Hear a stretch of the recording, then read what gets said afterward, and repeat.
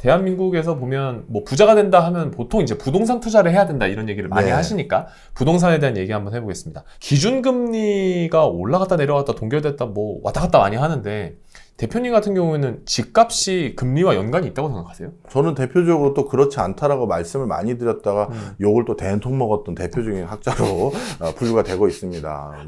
자, 그런데 그때도 제가 말씀드렸을 때 이걸 어떻게 설명을 드려야 되나 항상 뭐 라디오나 이런 데는 막 10분, 15분밖에 주어지지가 않으니까요. 근데 운이 좋게도 그 뒤에 우리가 직접 목격했던 증거들이 좀 많이 나왔어요. 대표적으로 제가 그런 얘기를 말씀드렸을 때만 하더라도 기준금리와 부동산 시세가 막 같이 움직였고 그러다 보니까 뭐 좀 많은 분들이 아닌 것 같은데 해주셨거든요. 근데 실제 어떻게 됐느냐? 2, 3월부터 이제 기준금리, 그 당시 한국은행이 기준금리를 한 단계 더 올렸거든요. 그런데 우리가 적용받는 주택담보대출금리 오히려 낮아졌어요. 네. 그러니까 다시 말씀드리지만 기준금리는 우리의 주택담보대출 금리를 결정하는 요소 중에 하나예요. 근데 그 요소가 교수님 이 요소가 지대한 거 아닙니까? 아닙니다. 그러기 때문에 제가 영향이 덜하다는 거예요. 그때도 3월달 기억하시면 기억나실 거예요.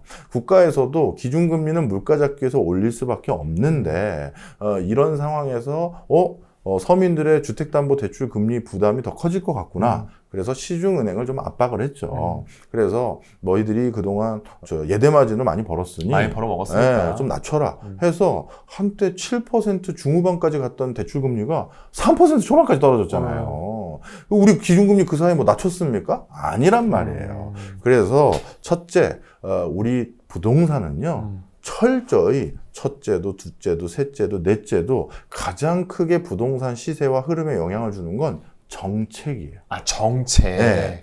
이 벌써 대출 이자 부담하는 것도 정책적 입김으로 바뀌었죠. 그 다음에 만약에 시중에 대출 이자를 국가가 함부로 이래라 저래라 안 하더라도 또 한 가지 그때는 같이 하나 또 정책으로 제시한 게 있죠. 앞서도 잠깐 말씀드렸던 특례보금자리론. 이 사람들에게는 별도의 트릭으로 저리의 그 대출이자를 부담할 수 있도록 별도 트릭을 놓은 거예요. 심지어 어떤 적도 있는지 아세요? 2012년도입니다. 2012년도가 어떨 때냐면 이제 글로벌 금융위기 이후 막 부동산 경기가 급격하게 떨어진 거예요. 그랬더니 또 난리가 났죠. 유권자들이. 어떡할 거냐. 빨리 부동산 살려라. 아니면 날 좀 어떻게 해달라 했더니 그때는 어떻게 한 줄 아세요? 주택담보대출 금리를 고정금리로 바꿔줬어요. 그래서 그 당시에는 주택담보대출 중에서 금리가 고정금리를 내는 사람이 40%까지 올라갔어요. 낼만 하죠. 그렇죠. 그러니까 변동금리 말고 저 고정금리 하겠습니까? 갈아타게 해줘서 전체 대출 포션 중에서 40%가 고정금리였어요. 국가가 예를 들어서 제가 선동하는 거 아니지만 이제 우리 모르겠고 유권자들이 우리 다 고정금리로 해줘. 그러면 흔들린다. 그러면 기준금리 기조와 상관없이 고정금리가 되는 거예요. 바로 그래서 기준금리는 부동산 흐름에 큰 요인이 아닙니다. 오히려 기준금리보다는 실제 시중은행이 나라 정책에 어떻게 반응하는지가 오히려 그렇죠. 집값에 훨씬 더 많은 영향을 끼칠 수 맞습니다. 있겠네요. 그리고 시중은행 말고 국가가 주택금융공사 등을 통해서 직접 하는 론 상품들 이건 또 얼마의 펀딩으로 얼마까지 해줄 건지 이런 것들이 훨씬 더 큰 영향을 미쳐요. 그러면 집값을 움직이는 게 보통 정책, 그럼 네. 그 다음 다른 것들은 또 뭐가 있어요? 집값에 가장 큰 영향을 주는 다른 것들. 예. 그 다음에 우리가 물론 이제 수요하고 공급이라고 크게 나누잖아요. 네. 근데 이제 수요를 따지면 수요에 영향을 주는 요소가 딱 10가지 정도 됩니다. 10가지요? 예, 우리나라를 비롯해서 전 세계 논문들을 다 살펴보면 부동산을 살지 말지를 결정하는 수요 요인에 한 10가지가 들어가는데요. 일단 그 중에 오늘 방금 얘기했던 금리 들어가고요. 그 다음에 인플레 상황도 들어가고요. 그 다음에 그 건물 자체에 대한 예를 들어서 물건, 그러니까 입지. 그 다음에 건물 자체 컨디션. 네. 그러니까 건물이 새 건지 흠 건지 그거. 그 다음에 또 인구수. 그 다음에 일자리. 그 다음에 가구수. 그 다음에 제일 중요한 거. 지금 쭉 한 8개 정도 나열했죠, 지금? 예, 마지막이 제일 중요한데요. 가수요예요. 가수요? 예. 가짜 수요인가요? 그렇습니다. 가짜 수요? 네. 이 가수요라는 건데요. 이 가수요가 단기간에 부동산 시세를 급증시키거나 급락시키는 요인이 이 가수예요. 나머지 인구 숫자, 가구 숫자, 일자리 변화, 건물의 노후화 정도, 입지, 인플레, 금리 생각보다 다 천천히 움직여요. 그래서 우리가 주식 투자와 부동산 투자는 결이 다른 게, 죄송하지만 진행자님은 지금 살고 계신 집에 네. 얼마나 살고 계세요? 지금 1년 10개월째 살고 있습니다. 혼자 나와서 혼자 사시는 예, 혼자 거군요. 사십니다. 그 전에 부모님하고 사신 적 있죠? 예, 있습니다. 그때는 그 집에서 몇 년 사셨어요? 거의 그 집에서 한 15년 정도, 20년 정도 살았죠. 네. 우리 작가님 같은 경우, PD님 같은 경우는 부모님하고 사신 집이 몇 년 사셨어요? 2년. 2년이요. 그 전에는 얼마나 사셨어요? 혼자도 한 3년? 예. 자, 무슨 얘기냐? 우리 PD님은 빠른 거예요. 2, 3년마다 집을 바꾸고. 뭐 10몇 년 사셨잖아요. 15년 정도 산 것 같아요. 저도 10년 이상 살았거든요. 네. 자, 무슨 얘기냐면요. 부동산의 실수요라는 건 살려고 사는 거잖아요. 거주를 위한. 그렇죠. 네. 그러다 보니까 금리 어떻게 됐다고, 인플레이션 어떻게 됐다고, 그 국가에서 주택담보대출 그 기조 어떻게 바뀌었다고 사고 판다? 말도 안 되는 소리예요. 그러네요. 네. 그러다 보니까 최근 급등한 부동산 흐름 또는 급락한 부동산 흐름은 철저히 실수요가 아니라 마지막 가짜 수요. 가수요예요. 아. 야, 나도 지금 살고는 있는데 요즘 봤더니 부동산 계속 오르고 돈 좀 벌어볼까? 내 친구들도 담보 껴가지고 오피스텔 아니면 저기 수도권 외곽 지역 아니면 저 지방 광역시 혁신도시에 뭐 하나 샀대. 나도 내 집 하나 가지고 있다는 소리 듣고 싶어. 이런 사람들이 실제 자기가 거기가 살지도 못할 동네인데 대출 끼고 뭐 해서 산단 말이에요. 그런 움직임이 너도 나도 하니까 단기간에 막 2배, 뭐 50% 막 오르는 거예요. 심리가 막 바뀌기 시작하니까. 그렇죠. 부동산이 단기간에 급등한 건 가수요. 반대로 꺼지는 것도 가수예요. 이런 수요들. 그러면 제일 크게 영향을 주는 요소가 뭐냐? 나머지 거는 묵직하게 움직여서요. 몇 년 동안 10% 올렸습니다. 몇 년 동안 5% 올랐습니다. 그런데 그 5%, 10% 올라간 거 물가 상승률 추계에 준했을 때 조금 더 오르거나 그거에 맞춰 오르거나 그 정도 수준이에요. 이례적인 변화는 무조건 가수요입니다. 가수요다. 그러면 이제 우리가 여기서 답을 하나 줘야겠죠. 교수님, 가수요를 그럼 분석해 주십시오. 아, 이게 정말 어려워요. 쉽지 않을 것 같아요. 그래서 저를 비롯해서 모든 이런 거 공부하시는 분들이 부동산 진단을 할 때 사실 그렇게 100% 확신 가지고 얘기하는 사람 거의 없고 한 5, 60%만 가지고 얘기하는 게 가수요를 뭔지를 소팅하기가 쉽지가 않아요. 이게 혼재돼 있거든. 그렇죠. 실수요로 살다가도 내 마음이 가수요로 바뀌기도 하고 원래는 가수로 사놨는데 그 집이 훅 꺼졌어. 그럼 야, 그냥 우리 들어가 살자. 실수요로 그 수요가 바뀌어버려요. 그러니까 이 가수요도 정확하게 우리가 디파인하기도 정의 내리기도 쉽지가 않고 그런 상황이니 당연히 가수요가 얼마치인지 분석하기도 쉽지가 않죠. 근데 확실한 건 최근 급등했다가 고꾸라진 다음에 마음에 상처 입은 분들이 많아요. 예, 그리고 실질적으로 그걸 감내할 수 있는 담대한 그 어떤 야수의 심장, 이걸 가지신 분들도 이제 줄어들었어요. 우리 음마아파트 기사 보고 다 깜짝 놀랐잖아요. 27억짜리 아파트를 대출을 24억을 받아서 산단 말이에요. 야수예요. 야수예요. 이런 몬스터들이 없어졌어요. 예. 그러다 보니까 당분간 부동산이 저는 이제 노른자위 중심으로 다시 올라갈 거라고 보는데 그 올라가는 기조가 옛날에 비해서 굉장히 천천히 완만하게 올라갈 거예요. 다른 지역도 앞으로 변화상이 옛날 우리가 한 4, 5년 전에 봤던 그 막 이렇게 부동산이 떡상을 한다든가 이런 일은 없을 것이다. 네, 가수요가 당분간 살기는 좀 쉽지 않아 보이네요. 네. 이 가수요가 이렇게 중요한지는 또 교수님 얘기 듣고 처음 하네. 가수요를 알 수 있는 방법은 딱 한 개밖에 없겠네요. 부동산을 살 수 있는 모든 사람들의 지금 사고 싶은지 안 사고 싶은지를 파악할 수 있지 않는 이상 이 가수요는 파악할 수가 없겠네요. 그렇죠. 그리고 사람 마음이 가수요와 실수요가 막 혼재되기도 하고 네, 하여튼 그래요. 네. 자, 그러면 지금 이제 저는 집이 없는 무주택자거든요. 네. 전 전셋집에 혼자 살고 있고 혹은 집 한 채 갖고 있는 분들이 거의 대부분 저희 채널을 보아 주시는데 그럼 그분들은 2023년, 24년 어떻게 보내야 될까요? 무주택자부터. 네. 자, 제가 이건 계속 강조하는 겁니다.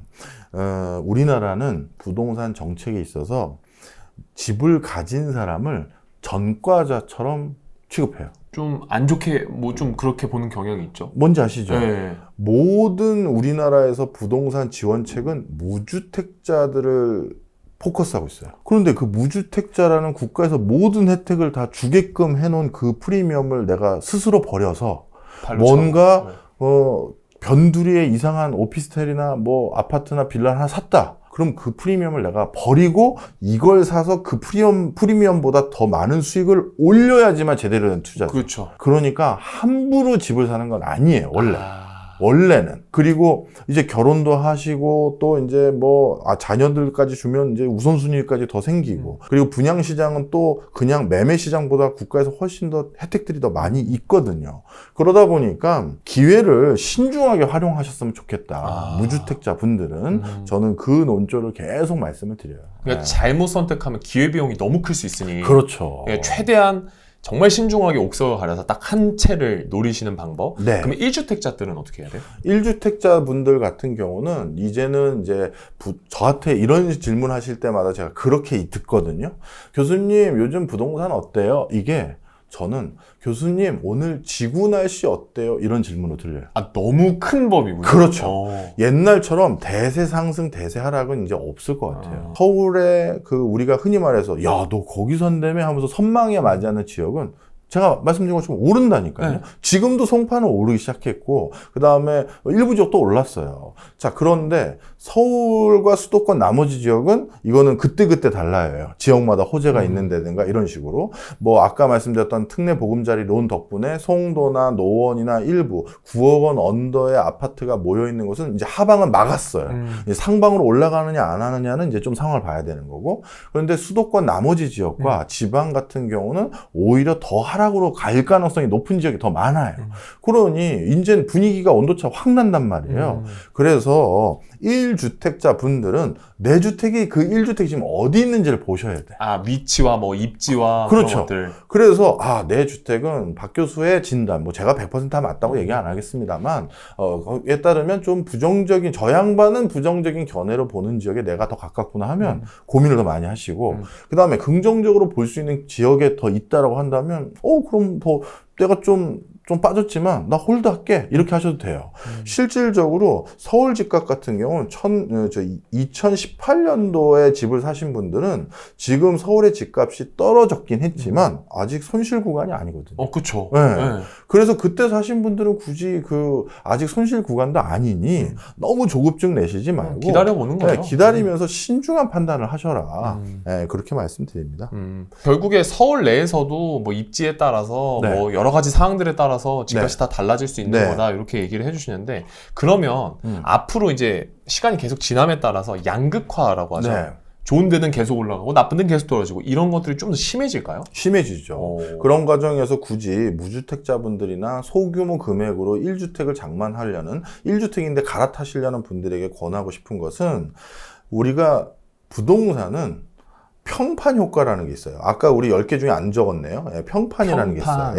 예를 들어서 우리 진행자님이 갑자기 댁이 어디세요? 물어봤는데 저 압구정 현대사입니다. 그러면 제가 갑자기 당황스럽죠. 약간 이제 자세가 좀 바뀌겠죠. 자세도 바뀌고 친구가? 아니 혹시 아버님이 조남이 한다든가 뭐 하시는 특히 혼자 산다 자가로 그러면 이제 특히 뭐 좀 이제 분위기가 달라지죠. 뭐 제가 막 이렇게 털어드리고 불편하진 않으세요? 예. 게스트로서 결례한 건 없는지 뭐 하면서 농담이고요. 하여튼 그래서 그만큼 어느 동네 사느냐가 사실 좀 설명을 많이 하잖아요. 자, 그런데 그 평판 때문에 옥석이 잘 눈에 가려지거나 선입견이 형성된 적이 있어요. 바로 마포의 레미안, 푸르지오 이쪽. 마레프. 네. 원래 이 마포의 마레프 지역은요, 사대문 안 그리고 사대문 인근에서 최초로 대규모 재개발 재건축이 된 단지였어요. 그 전에는 그렇게 서울 한복판에 대규모 재개발 대건축 된 적이 없어요. 그래서 초창기 어떤 일이 생겼느냐, 세상에 그 마포 마레프가 미분양이었어요. 이야, 그 마레프가. 네. 왜? 그 당시 거기 아파트 지어졌을 때 제 주변 친구들도 저희가 그때 이제 사회 초년생 시절이었거든요. 뭐라고 했냐면, 야, 그 동네 후진 동네잖아. 공덕, 애호계, 그 뭐냐? 거기 또 한참 달동네로 올라갔거든요, 네. 옛날에. 거기 진짜 옛날에는 빨간색 빌라촌들이었어요. 그게 다 헐어지고, 이제 그 마르프가 생긴 건데, 야, 나 하려고 했던 여친한테 거기 살자고 하면 나 욕먹어. 뭐 이런 소리를 들었던데. 지금이랑 아예 다르네. 다르죠. 그런데 그 평판이 바뀌어버렸잖아요. 네. 그래서 지금 거기 미분항이었었다고 말씀드리면 깜짝 놀라실 거예요. 대장이 돼버렸잖아요. 그렇죠. 그 지역에. 자, 여기서 중요한 힌트가 있죠. 지금도 서울 한복판 어딘가에는 그런 구시가지들이 있어요. 있네요. 우리가 지금 거주를 할 때 아니면 지금 살고 계신 집에서 제일 불편한 게 뭡니까? 직주 원거리죠. 네. 뭐 이건 뭐 진짜 산 넘고 물 건너서 직장에 온단 말이에요. 1시간 반, 2시간씩 걸려가지고. 그렇습니다. 그러면 서울 한복판에 살고 싶은 사람들의 니즈는 더욱더 높고요. 뿐만 아니라 서울이라는 이 물리적인 공간은 확장시킬 수가 없어요. 확장한 건 서울이 아니죠. 네. 그건 신도시인 거죠. 네, 경기도죠. 네. 네. 그래서 서울은 조금 달리 표현하면 이게 좀 위화감이 들 수도 있지만 어찌 말하면 한정판 명품 같은 거예요. 그래서 이런 곳에 어딘가가 재개발이 되면 거기 옛날 되게 후진 동네인데 그 인식 싹 없어집니다. 그래서 그런 곳의 기회들을 찾으셔야 돼요. 그 편견과 선입견 때문에 선뜻 손 안 뻗치는 분들이 계시거든요. 그때 저평가됐을 때 딱 잡으시면 그 뒤에는 마용성 같은 또 하나의 어떤 동네가 생기겠죠. 실제 그래서 재밌는 에피소드가 있어요. 서대문구에 있는 뭐 아파트인데 이쪽 아파트 이름이 서대문구인가 마포구인가 이름은 정확히 위치는 헷갈리는데 그 아파트명 앞에 신촌 뭐뭐 아파트 이렇게 돼 있어요. 신촌 뭐뭐 아파트인데 실제 행정구역이 서대문구가 아니라 마포구예요. 그래서 신촌자를 빼고 아파트명을 바꿨어요. 마포로. 야. 요즘 근데 그런 거 진짜 많잖아요. 많아요. 네. 이런 추세로 가면요, 나중에 아파트 브랜드명이 어떻게 되는지 아시죠? 네. 레미안, 그랜드 팰리스, 포레스트, 더샵, 이렇게 아파트, 저기 남양주 쪽 가거나 그럼 그런 아파트명 많거든요. 네. 무슨 자이, 남양주, 무슨 남양주, 자이, 푸르주, 에코포레스트, 포레스트, 더샵. 그 배달 주소 보면 배달 주소 10글자야. 10글자야. 너무 길어. 뭐 그런 우스갯소리로. 우스갯소리입니다. 그 동네 좋은 동네입니다. 오해하면 안 되죠. 남양주 왕숙 있잖아요. 왕숙입니다. 왕숙. 근데 이제 이런 얘기를 교수님이랑 나누다 보니까 뭐 저희가 우스갯소리로 여러 가지 얘기를 나눴지만 사실 이 어떤 지역에 사는 게 내 평판이 되고 어떤 지역에 사는 게 이게 평판으로 이어진다는 게 사실 교수님이 생각하시기엔 어떤지 좀 그게 궁금하거든요. 이게 참 불편한데 미국이나 외국이 더 그런 게 많아요. 베버리 힐스 이런. 그렇죠. 예를 들어 이런 거죠. 이거 실제 저도 그걸 누구의 제 아는 지인 가지고 말씀드리면 와닿지가 않으시니까 박진영 가지고 얘기를 해볼게요. 가수 JYP. 네. JYP가 이제 미국 진출 원더걸스랑 처음 이제 나갔을 때 그때 이제 큰 메이저 레이블 그 레코드사를 찾아갔을 거 아니겠습니까? 같이 협업을 해보자. 근데 생면부지에 뭐 동양인이 와서 내가 한국에서 좀 뭘 하는데 내가 아시안 소울이다. 아무도 모르죠. 그래서 좀 뭘 같이 해보자 하면 얘 말을 어디까지 믿어야 되고 또 얘 캐파가 어디까지 모르잖아요. 그때 사람들이 슬쩍 봤더니 자기 회의하고 나가니까 주차장을 따라 나오더래요. 차를 보려고. 그렇죠. 무슨 차 타고 오네야. 그리고 슬쩍 손목에 시계라든가. 그래서 저 친구가 저 차에 저 시계 아니면 사무실 주소지가 어딘데 그러면 야 이게 얘가 캐파가 그래도 허당은 아니네 이런 게 있는 거죠. 가짜는 아니겠다. 예. 아니면 야 이 정도면 얘가 어디까지는 할 수 있겠는데 이런 걸 그런 시그널이죠. 시그널로 얻는 거예요. 그래서 이게 허례허식이 아니라 자기 비즈니스 때문에 어쩔 수 없이 그걸 선택한 적이 있었다는 얘기도 하더라고요. 근데 사실이에요. 그리고 그러한 동네가 가진 또 하나의 장점은 커뮤니티예요. 그렇죠. 실제 큰 돈이 되는 정보는 문서화되거나 온라인화 되기 전에 있는 정보들이에요. 근데 그런 정보들은 말 그대로 그 어떤 특정 암묵지에 있을 때 커뮤니티에서 많이 쌓이고 모여지거든요. 그 대표적으로 아마 이제 우리 나이 또래 되거나 그런 분들은 교육 커뮤니티 때문에 대치동 그렇죠. 아시죠? 네. 정보가 진짜 많고 대치동으로 그 많은 경제적 부담하면서 가는 이유가 그 정보 때문에 대학을 좀 좋게 보내보자 확률을 높이는 거거든요. 바로 그런 커뮤니티 기능까지 생각한다면 평판은 아예 허황되거나 뜬구름 잡는 건 아닐 수도 있다. 필요한 부분일 수도 있다. 그 필요한 사람에게는 필요한 부분일 수도 있다. 저는 뭐 개인 사업 안 하고 직장도 그냥 대학 교수라는 직장이 있고 하니까 굳이 뭐 어디 사는 평판 전 필요 없어요. 저는 그냥 간간히 제가 진행하고 있는 뭐 라디오 프로그램이나 그 다음에 TV 출연이랑 그리고 학교에도 가까운 그 동네에 그냥 편하게 살고 있거든요. 저는 뭐 그냥 그거 말고 무슨 제가 비즈니스 하면서 많은 사람을 특정 다수하게 만나는 것도 아니니까요. 저는 그건 그렇게 했고요. 네.